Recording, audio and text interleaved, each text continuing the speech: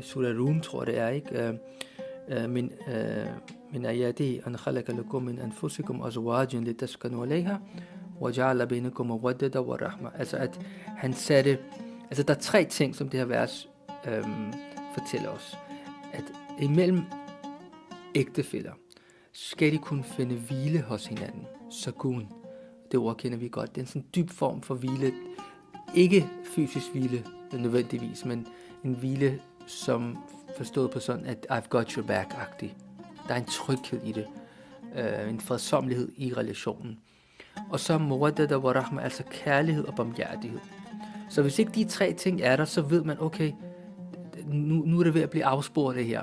Fordi hvis først de 3 ting, de smuldrer, jamen så er resten jo bare performa på en eller anden måde, ikke? Altså, så det er ikke et optimalt ægteskab, vil Koranen jo sige. Fordi de her 3 ting skal være til stede.